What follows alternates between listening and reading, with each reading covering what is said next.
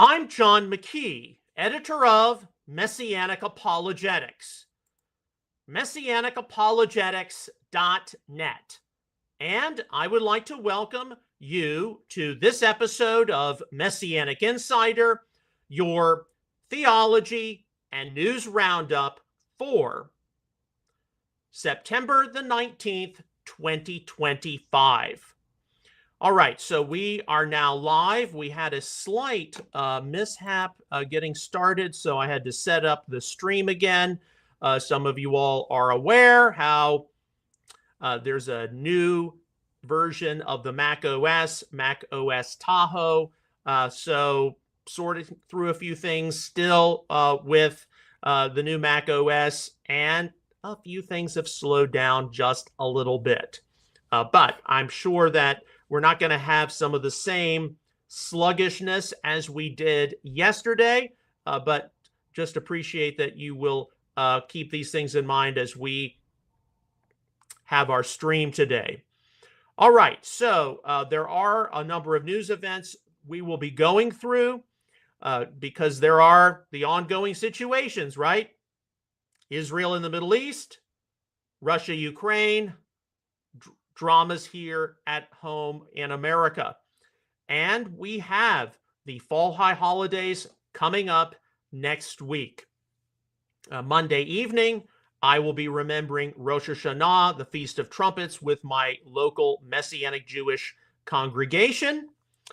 And for certain, there is a huge amount of speculation taking place right now as it involves the end times, the rapture, but we have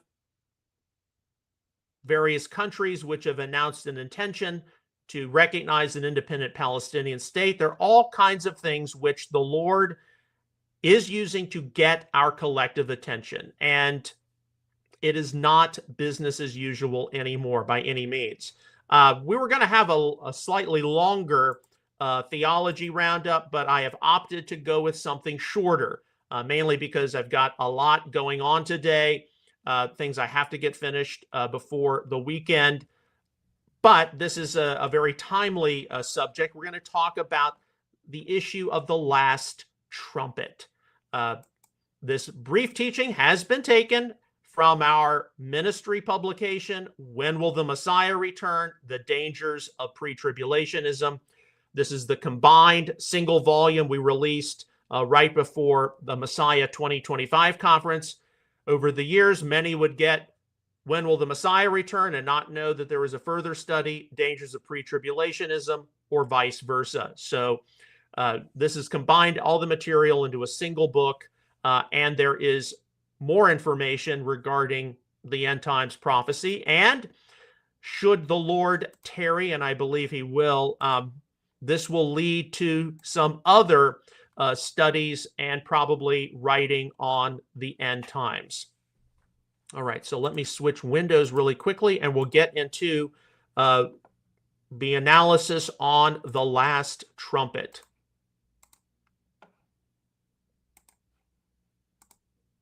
All right, so within the Dangers of Pre-Tribulationism section, I address 50 common reasons given in favor of the pre-trib rapture provided by the late John F. Wolvert, who was former chancellor of Dallas Theological Seminary right here in our family's backyard in the Metroplex. And this tends to represent most of the main reasons people give in support of pre-trib. So this is reason number 10. It's actually a very short discussion today, where Wolvert proposes the proper distinction is maintained between the prophetic trumpets of Scripture by pre-tribulationism.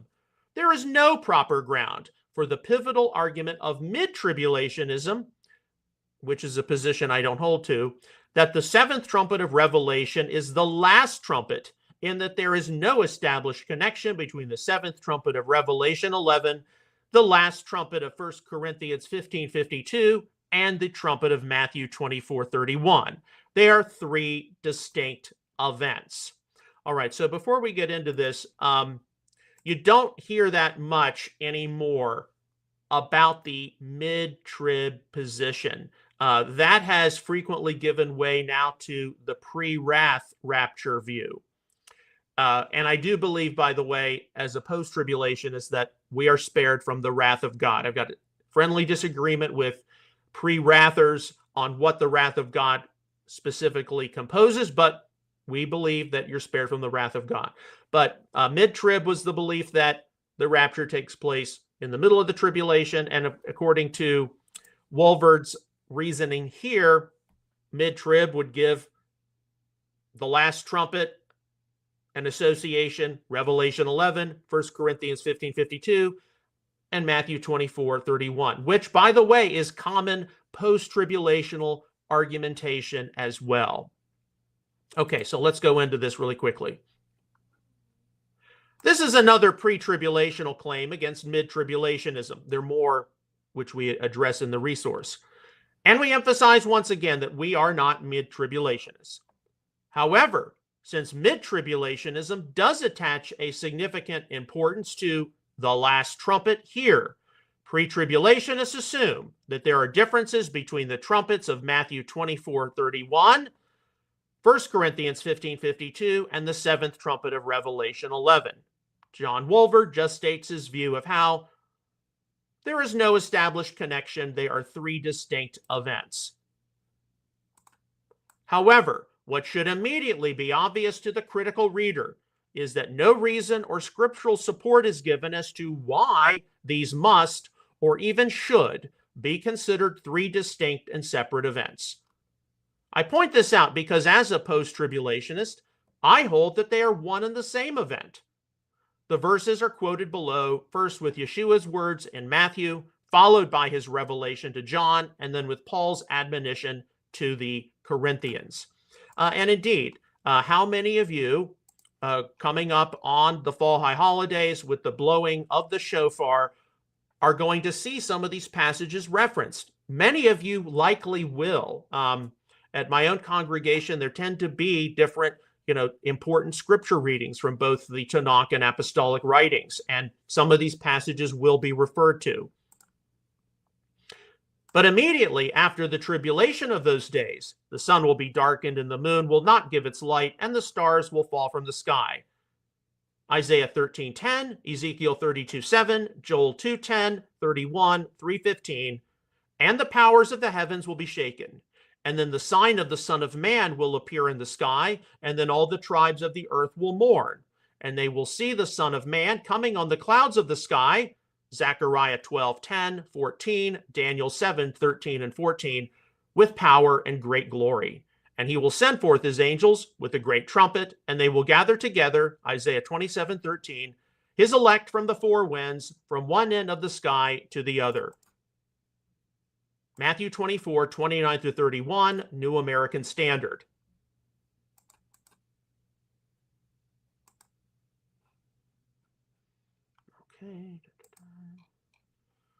Okay.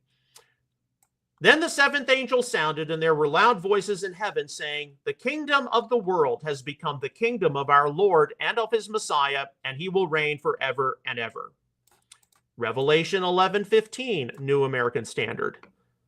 And finally, "Behold, I tell you a mystery. We will not all sleep, but we will all be changed in a moment, in the twinkling of an eye, at the last trumpet. For the trumpet will sound, and the dead will be raised imperishable, and we will be changed." 1 Corinthians 15:51 and 52, New American Standard. Okay, so the Messiah plainly stated that he will gather the holy ones or saints after the tribulation of those days with a loud trumpet call. English Standard Version. At the seventh trumpet, the kingdom of the world will become that of Yeshua. And at the last trumpet, the resurrection and transformation of the holy ones or saints will occur.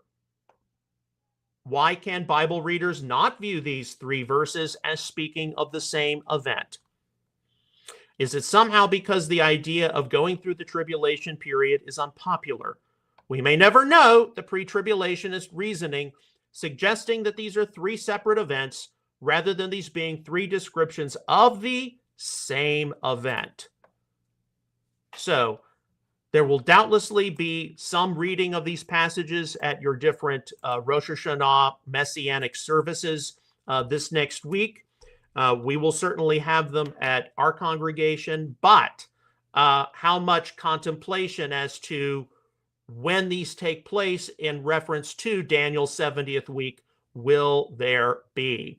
At my own congregation, sadly, we are in the backyard of Dallas Theological Seminary, a huge hub of dispensationalism, the pre-tribulation rapture doctrine.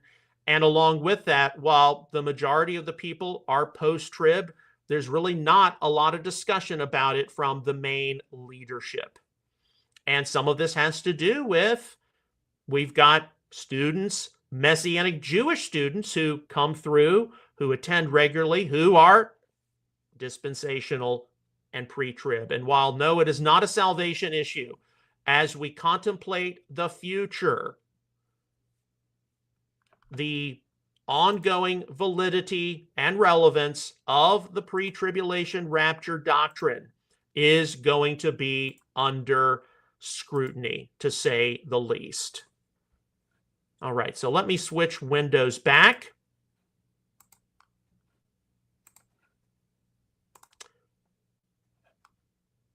Okay. Yes. Nope.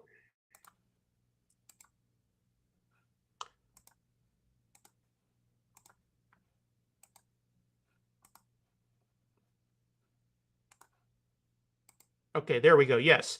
And this brief analysis was taken from our ministry publication, When Will the Messiah Return? The Dangers of Pre-Tribulationism.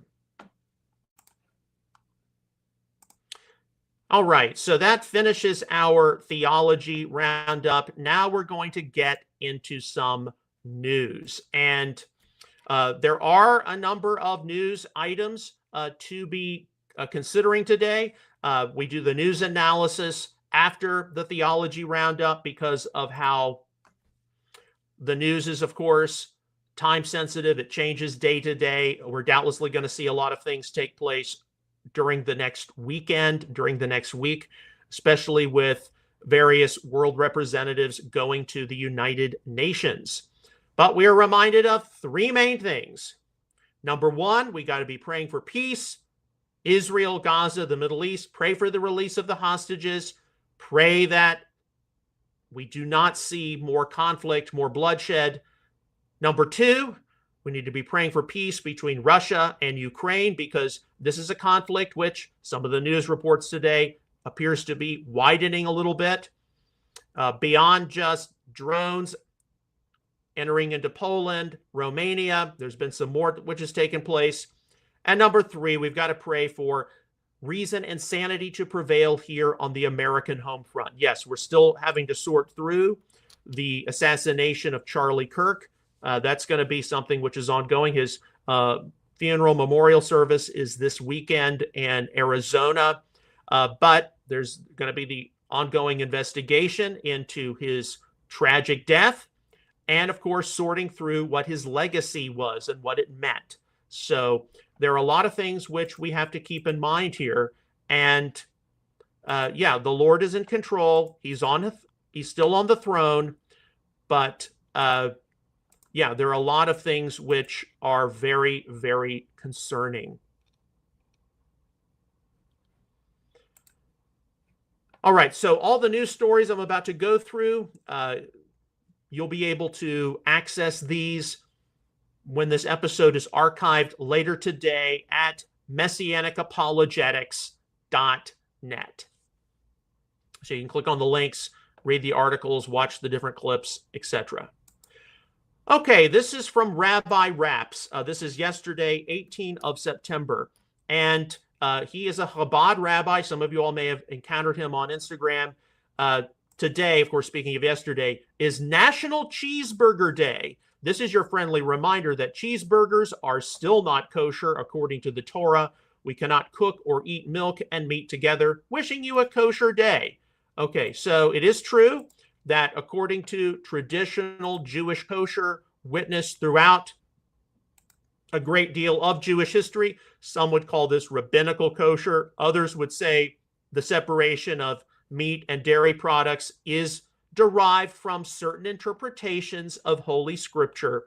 One of the things we are reminded of and prompted by is how, first of all, the significant majority of Jewish people living in the West, especially in North America, they do not actually keep any form of kosher. Not only will they eat cheeseburgers, but they'll eat shrimp cocktail, crab cakes, even bacon. Reform Judaism and the Pittsburgh Platform of 1880 declared that old Levitical rituals like the kosher dietary laws had nothing to teach modern Jews and their philosophy. As it concerns the Messianic Jewish movement, many Messianic Jews follow what they call biblically kosher, or you may also hear the term kosher style employed as well. Most Messianic Jews I've encountered, they were raised in a Reform Jewish home. Some were raised conservative, but eating kosher was not a part of their religious life. So Reform Jews, they eat bacon, ham, and sausage, shrimp cocktail, crab cakes, etc. Many conservative Jews, well, we keep kosher at home, but out in the world, maybe not so much. Some of you have encountered that.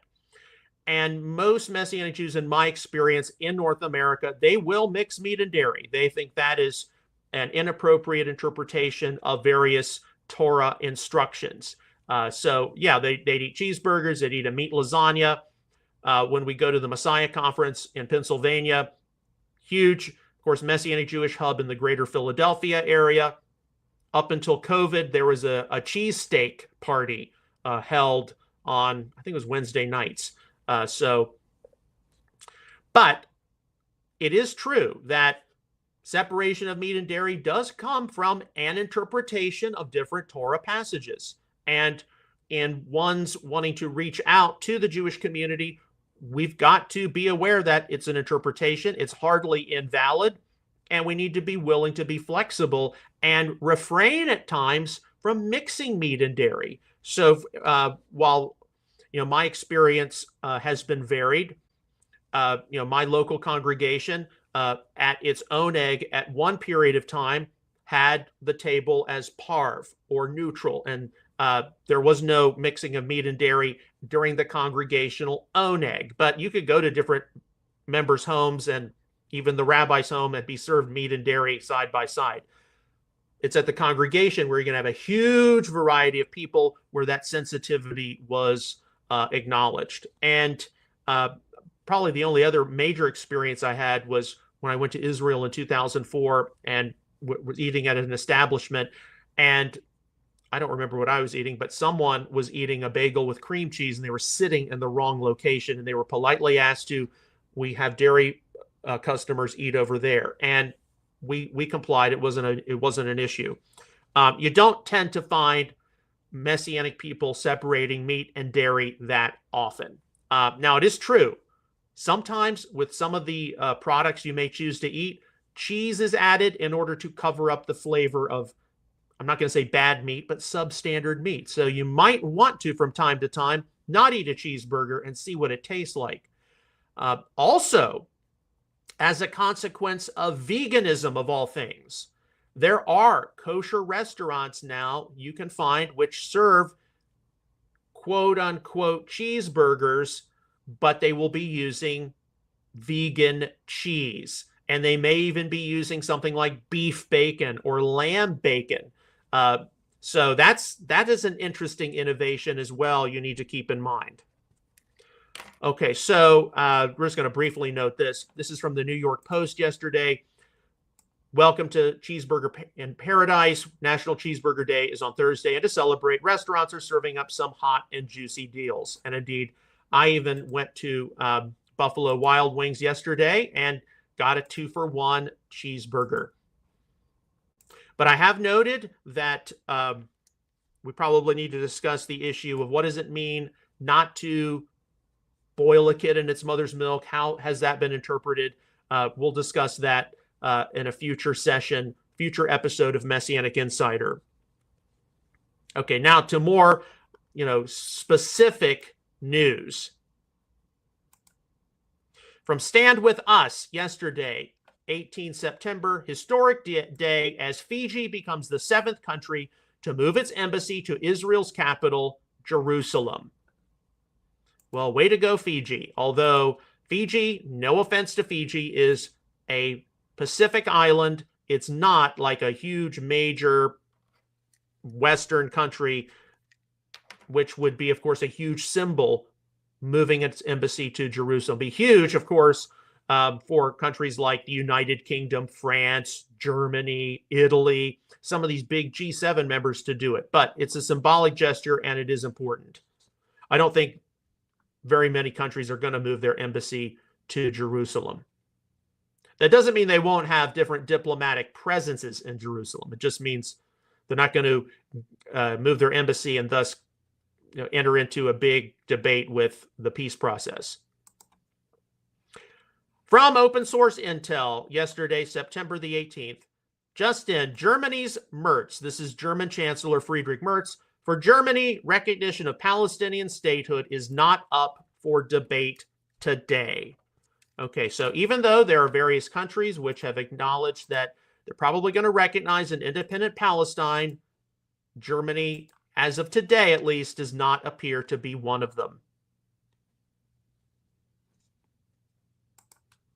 From open source intel yesterday afternoon, September the 18th, the UAE, United Arab Emirates, reiterated that any Israeli move to take sovereignty over Judea and Samaria or pursue annexation in any form could trigger a full review of ties, with severing relations among the possible responses.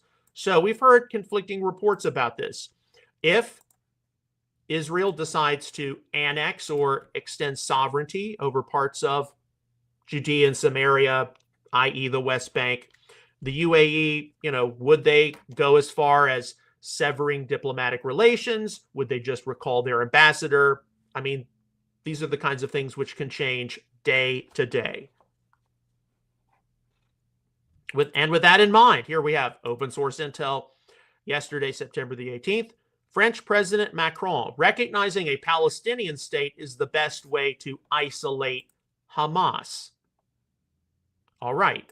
So are we going to see France recognize an independent Palestinian state? There were some of the first people in the G7 who said that they would, and then United Kingdom, Canada. We've heard statements from Belgium. We'll wait and see what the next few weeks brings. We know that this is something which can, as they say, change on a proverbial dime. All right, to the Russia-Ukraine front. Open source intel. Russian Foreign Ministry hopes U.S. military officials at Zapad war games could see with their own eyes that we were not threatening NATO. Okay, so as it involves the situation, Russia-Ukraine, by now, because after the summit with Putin and Trump several weeks ago in Alaska, and then Putin returned to Russia and launched the largest offensive on civilians thus far in this campaign. Russia's holding war games with hundreds of thousands. While there are many different factors which play into this Ukrainian conflict, are we going to believe them anymore?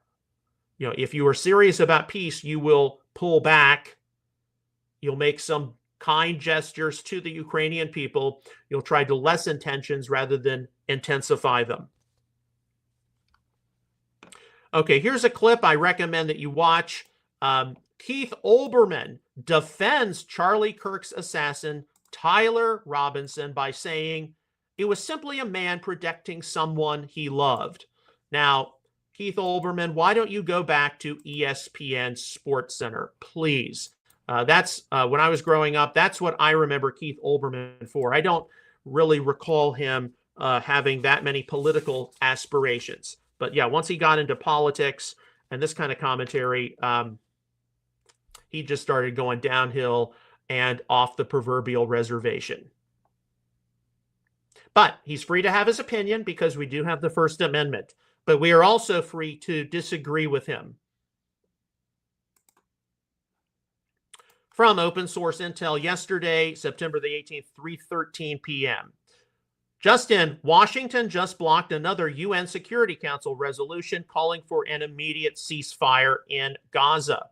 Okay, definitely as we are rapidly approaching the 2-year mark of the October the 7th, 2023 attacks, we do need to be praying for peace, the release of the hostages. We have a responsibility as God's people to do that. But in terms of the geopolitical climate, we have to monitor things. And we know that Israel, Netanyahu has doubtlessly communicated to the U.S. government, to the Trump administration, that they have specific objectives they wish to see accomplished in Gaza before they conclude their warfare. And so the U.S. administration, seemingly knowing about these things which go on behind the scenes, is saying, no, we don't need an immediate stop of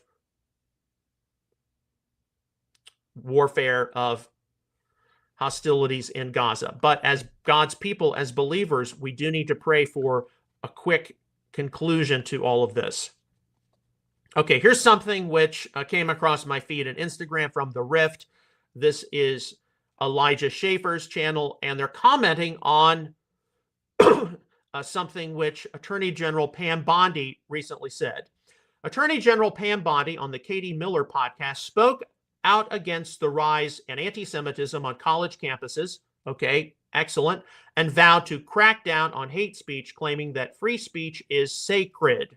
Okay, and specifically this would apply to monitoring social media posts, monitoring different communications in order to prevent anti-Semitism. Now, Elijah Schaefer, he's somebody who clips the edges of Christian nationalism. He also clips the edges of Hitler wasn't so bad.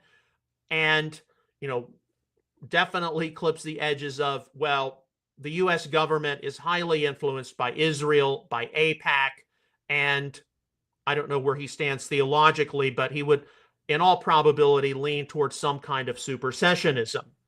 These are realities on the ground. Yes, we want anti-Semitism in America on college campuses to stop. We want violence against all groups of people, Islam, Muslims included, to stop.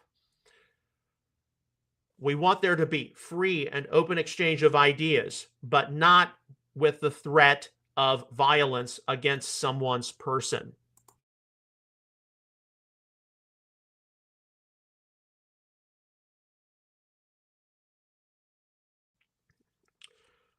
All right, so here, as we evaluate the legacy of the late Charlie Kirk, there are many people who are responding to this in different ways. From Open Source Intel Defender, yesterday, September the 18th. During yesterday's hearing in front of the House Judiciary Committee by FBI Director Kash Patel, Republican Representative Troy Niels said, I would say if Charlie Kirk lived in biblical times, he'd have been the 13th disciple. All right. None of us should question that Charlie Kirk was an influential individual. He raised questions. He encouraged respectful dialogue and exchange of ideas, even among those he disagreed with. But I'm going to say my opinion about this. If you are trying to compare Charlie Kirk to some hypothetical 13th disciple, or no one on planet Earth save Jesus himself has had as much influence as Charlie Kirk, which is not true, by the way, I would have to say that that is Kirkolatry. And I don't think Charlie Kirk would have appreciated it.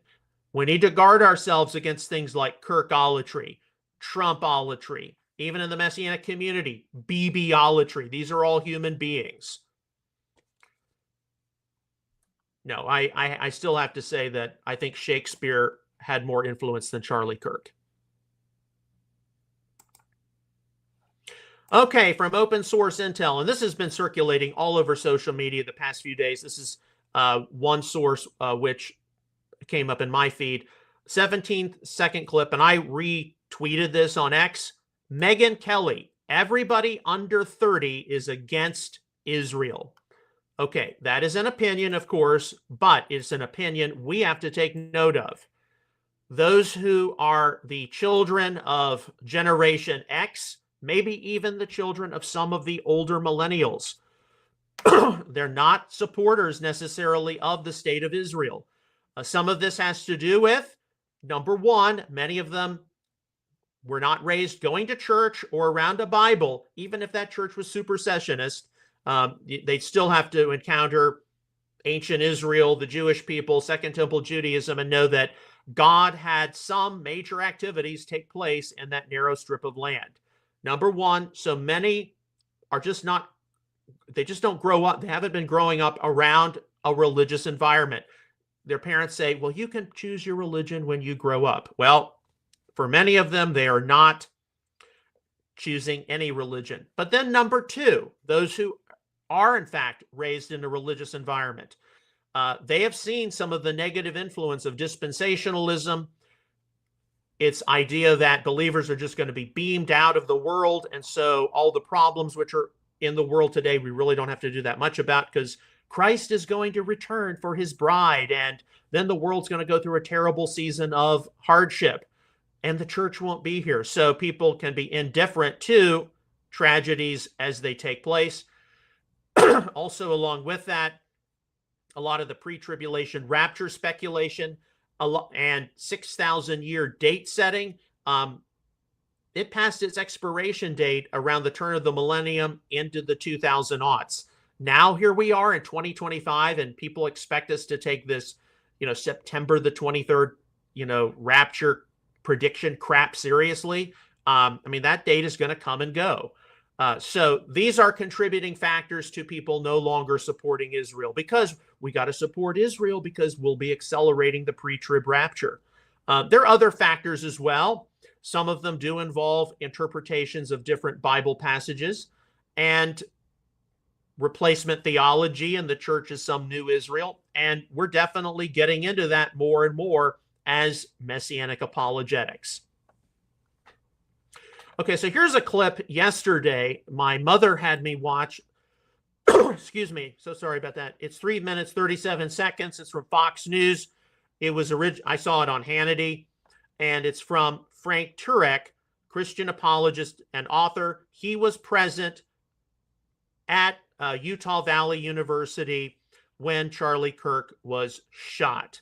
And according to him here, Charlie wasn't there. His eyes were fixed. He wasn't looking at me. He was looking past me right into eternity. He was with Jesus already. So I recommend that you listen to this. This is a firsthand testimony of how, immediately the bodyguards, they got Charlie into a car. They were trying to rush to the hospital. He was already dead. He was already with the Lord. But I do recommend that you watch that to just get an idea about what took place from someone who was immediately there. Look, I know Frank Turek has said things against the Sabbath, against the law of Moses, but look, we're fellow believers, and we agree that Charlie's in the presence of the Lord. All right, so this is from End Time Headlines, 18 of September yesterday. All across the globe, we are witnessing hundreds of thousands, if not millions, gathering in support for Charlie Kirk, as well as multitudes flocking to the churches for the first time, seeking answers in the midst of tragedy. It is true, because of Charlie Kirk's death, there are many who haven't been to church, they haven't been to a religious service in years, possibly even decades.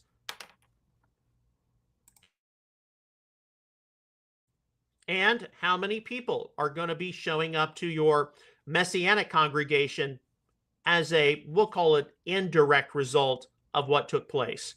Now, I did talk about earlier in the week at my sister's Messianic Jewish congregation here in North Dallas, North Texas.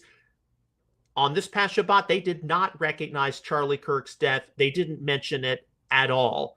At my congregation, they mentioned it when they had Kaddish. So some places didn't do anything, and we are taking note.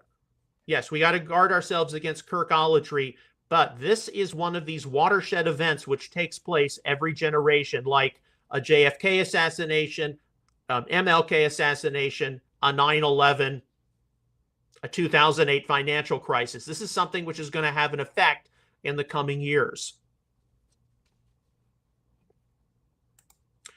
From I-24 News English, this is a 2-minute, 59-second clip from yesterday.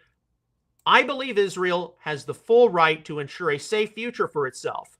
Italian Deputy Prime Minister Matteo Salvini says in an interview with I-24 News. This is important to watch because it's not as though, and perhaps we can forget to be balanced on this kind of a matter, but it's not as though everyone in Western Europe, every single government leader is in support of recognizing an independent state of Palestine right now and thinks that the state of Israel has overextended its abilities or its welcome in going after the Gaza situation. That's simply not true. Okay, we're going to be evaluating the legacy of Charlie Kirk and its impact for quite a while. So here's something we got to keep in mind as well. Open source intel today, September the 19th, CBS report, following Charlie Kirk's murder, the U.S. Secret Service has begun providing security for White House Press Secretary Carolyn Leavitt. Okay, so certainly there's the mourning, the condolence phase. We're still waiting for his memorial service this weekend. There's going to be the investigative phase into Tyler Robinson, his sphere of influence, and it's going to involve people who express joy and adoration at his death, among other things. But then there's the long-term effect. Certainly people who recognize his contribution to First Amendment rights, free speech, open dialogue, open debate, but also the safety ramifications. Your Messianic congregation or synagogue probably has some kind of security team. You're going to be affected by what took place in the past week and a half. Members of different government administrations. Here, the Trumpet administration, but state government, local government, schools, colleges, other public places, they're going to be affected by this. And all of us need to be sure that we are carefully watching our surroundings. And this took place, to be honest, this took place after 9/11. All of us, after the Twin Towers collapsed, we were much more cognizant of our surroundings and who we were, witnessing and what have you. So, we've got to be aware of these matters. And of course, everyone is affected by it differently in their own sphere of influence. Okay, so yesterday we talked about an agreement which was reached, mutual defense pact between Saudi Arabia and Pakistan. So this is from open source intel. Pakistan's defense pact with Saudi Arabia appears to allow its nuclear weapons to be available to the kingdom. A Saudi official described it as a comprehensive defense agreement that encompasses all military means. Okay, and yes, this is very concerning. Pakistan getting involved, because Pakistan isn't, it is an Islamic country, but it's not Arab, it's South Asian. Those of you who know the history of Indian independence know that Pakistan is basically the creation of a British empire decolonizing and drawing a line on a map between what was Hindu India and what was Islamic India, Muslim India. So Pakistan, their greater enemy historically has been India, and they both have nuclear weapons now. But Pakistan is part of the Islamic world. Here they have signed a mutual defense treaty with Saudi Arabia. Does it mean that Saudi Arabia, if they are attacked, will have access to Pakistani nuclear weapons? Very concerning, for certain. But we also know within this, if you look at modern Pakistan has got, of course, many other countries do as well, it's got unspeakable economic and financial problems. So tied into this is doubtlessly promises of Saudi economic aid to Pakistan in the form of different monies and different loans and what have you. Because, of course, Saudi Arabia is a very rich country. Okay, from open source intel updates. And there's a 2-minute, 30-second clip here. Pakistan's defense minister, Khawaja Asif, hope I pronounced that properly, said the entry of other Arab nations in the Mutual Defense Pact between Pakistan and Saudi Arabia was not ruled out, saying the doors are not closed for such developments. I think it is a fundamental right of the countries and people here, particularly the Muslim population, to together defend their region, countries, and nations. Okay, likewise, this is very, very concerning because out of the Doha conference last week, one of the proposals was that the Arab world needs to band together in some kind of Islamic Arab version of NATO, specifically in response to Israel attacking Hamas headquarters in Qatar. Here we see Mutual Defense Treaty, Saudi Arabia, Pakistan. Pakistan's a nuclear power. Saudi Arabia is a very rich, oil and gas rich Middle Eastern country. The possibilities open to other countries possibly joining into this thing. Of course, we know these are the kinds of things which can change given the geopolitical climate, but very, very concerning. From Visegrad 24, back to the Russia-Ukraine situation. We're going to briefly touch on this. This is from this morning, September the 19th. Peace negotiations between Ukraine and Russia are currently frozen, with both sides discussing only humanitarian issues. And here we see from the head of Ukraine's National Security and Defense Council, Umarov, recalled that during Zelensky's recent visit to Washington, an agreement was reached to hold bilateral and trilateral summits with Russian and U.S. Presidents Vladimir Putin and Donald Trump. He said, "We are waiting for the trilateral and bilateral meetings to take place." Yes. And are they going to take place, or is this just an impossibility? How serious are the Russians at ending this conflict? Well, based on what we see today, it does not appear that they're that serious. So here we have also from open source intel. It's not the only source which has reported this. Excuse me. This is from 9:47 a.m. today. A Russian MiG-31 flew 5 nautical miles into Estonia, circling near Tallinn for 12 minutes before NATO's Italian F-35s intercepted it. Politico. So we have Russian fighter jets entering into Estonian airspace. And of course, Estonia is a member of NATO. Okay, we're going to switch gears just a moment, and then we'll get back to this story. From Open Source Intel Defender today, September the 19th, reposting a something Donald Trump sent out on his Truth Social platform. U.S. President Donald J. Trump states that today's phone call with Chinese President Xi Jinping was very productive, with progress said to have been made on many very important issues, including trade, fentanyl, the Russian invasion of Ukraine, and the approval of the TikTok deal.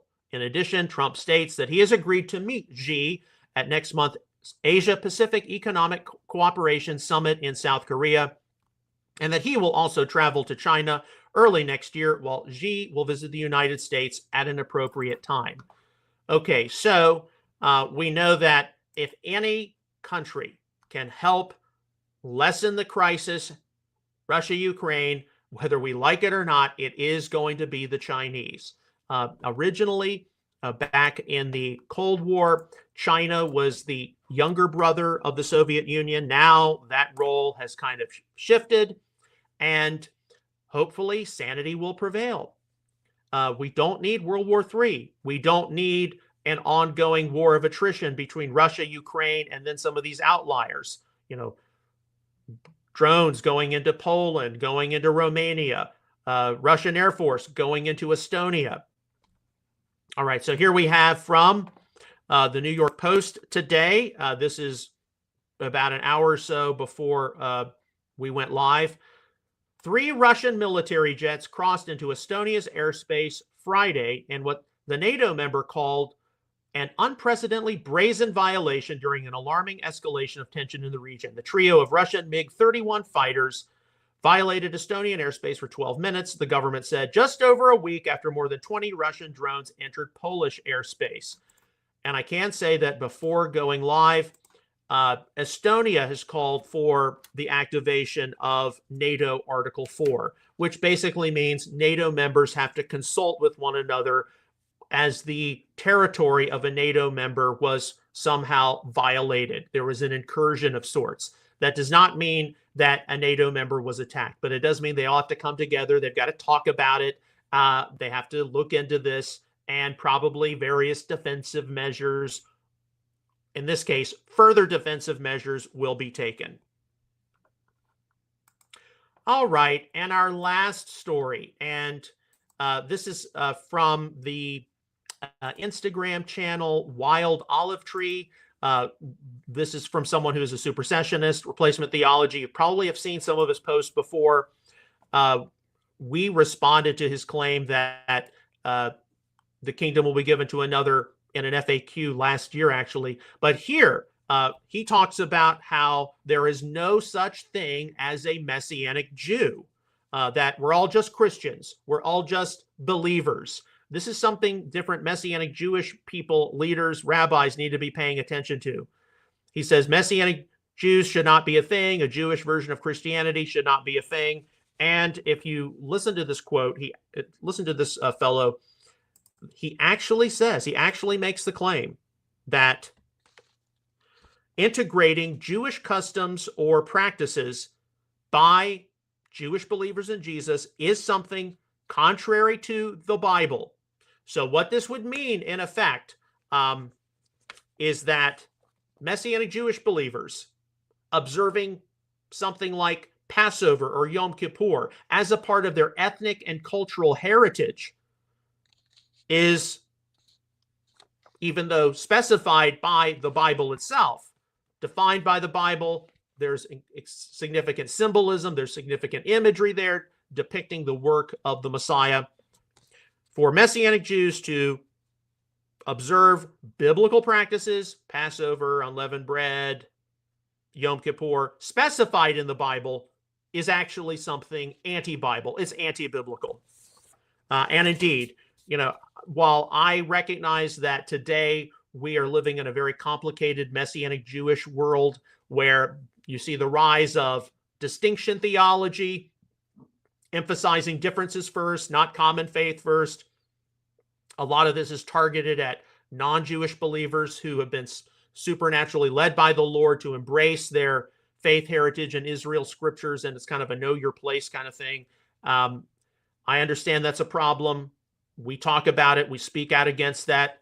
Yes, we have differences, but that's not facilitating a common faith first ideology. Much of that is in response to crap like that from the Wild Olive Tree channel, promoting replacement theology.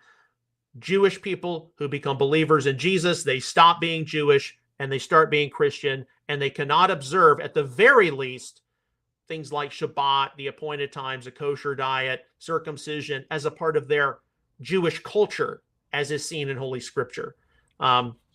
So I understand why there's an emphasis on, know your place, distinctions, all that. That's part of the ongoing discussion, but it is caused by things like this.